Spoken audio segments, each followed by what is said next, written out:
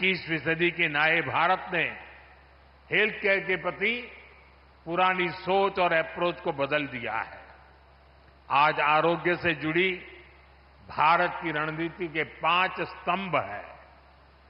पहला, preventive health care यानी बीमारी होने से पहले का बचाव। दूसरा, समय पर बीमारी की जांच। तीसरा, मुफ्त और सस्ता इलाज, सस्ती दवाएं। चौथा, छोटे शहरों में अच्छा इलाज, डॉक्टरों की कमी दूर करना। और पांचवा, स्वास्थ्य सेवा में टेक्नोलॉजी का विस्तार। साथियों, किसी भी व्यक्ति को बीमारी से बचाना भारत की स्वास्थ्य नीति की बड़ी प्राथमिकता है, स्वास्थ्य क्षेत्र का पहला स्तंभ है। बीमारी गरीब को और गरीब बनाती है।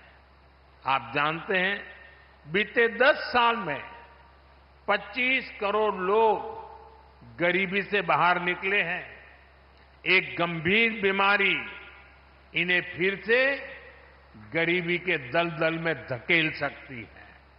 इसलिए बीमारी हो ही नहीं, इस पर सरकार बहुत जोर दे रही है।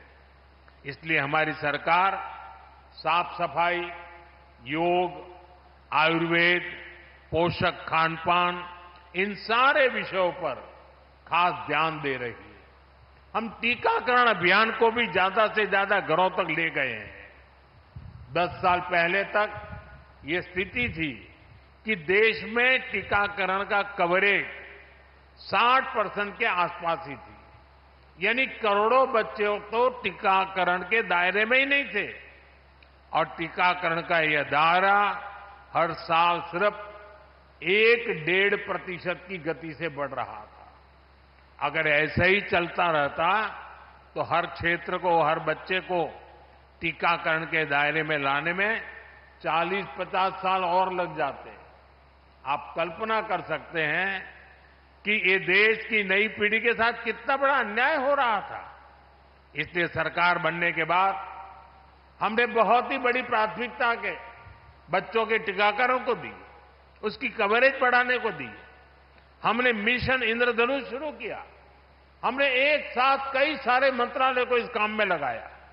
नतीजा ये आया कि न केवल टीकाकरण कवरेज की दर बढ़ी, बल्कि ऐसी करोड़ों गर्भवती महिलाओं का, करोड़ों बच्चों का टीकाकरण हुआ जो पहले इससे छूट जाते थे।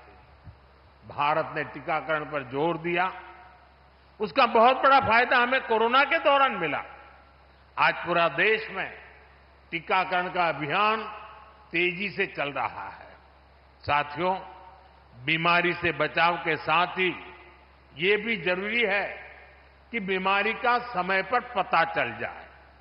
इसलिए ही देश भर में लाखों आयुष्मान आरोग्य मंदिर बनाए गए हैं।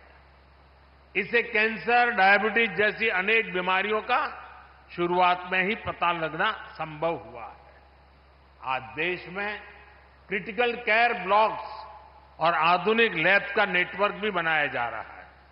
स्वास्थ्य क्षेत्र का ये दूसरा स्तंभ लाखों लोगों की जान बचा रहा है। साथियों, स्वास्थ्य का तीसरा स्तंभ सस्ता इलाज, सस्ती दवा का है। आज देश के हर नागरिक का बीमारी के इलाज में होने वाला औसत खर्च 25% तक कम हो गया है। पीएम जन औषधि केंद्रों में लोगों को 80% डिस्काउंट के साथ दवाइयां मिल रही हैं। हार्ट स्टेंट हो, नी इम्प्लांट हो, कैंसर की दवाएं हो, इनकी कीमत बहुत कम की गई है। गरीबों को 5 लाख रुपए तक का मुफ्त इलाज देने वाली आयुष्मान योजना उनके लिए संजीवनी साबित हुई है।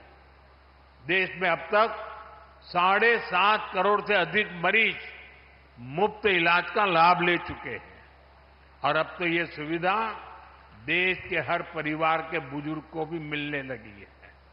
साथियों, स्वास्थ्य क्षेत्र का चौथा स्तंभ इलाज के लिए दिल्ली, मुंबई जैसे बड़े शहरों पर निर्भरता कम करने वाला है। एम्स हो, मेडिकल कॉलेज हो, सुपर स्पेशलिटी अस्पताल हो, बीते दशक में छोटे शहरों तक ऐसे अस्पताल हमने पहुंचाए हैं। देश में डॉक्टरों की कमी को दूर करने के लिए बीते दशक में मेडिकल की हजारों नई सीटें जोड़ी गई हैं। अब हमने तय किया है कि आने वाले 5 साल में 75,000 और सीटें जोड़ी जाएगी।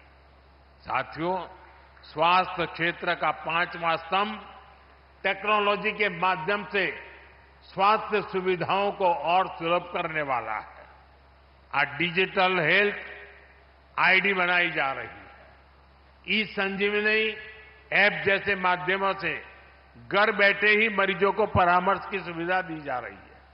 मुझे खुशी है कि अब तक 30 करोड़ से ज्यादा लोग ई संजीवनी ऐप की मदद से कंसल्टेशन ले चुके हैं। हम ड्रोन टेक्नोलॉजी से भी स्वास्थ्य सेवाओं को जोड़ने की तरफ आगे बढ़ रहे हैं।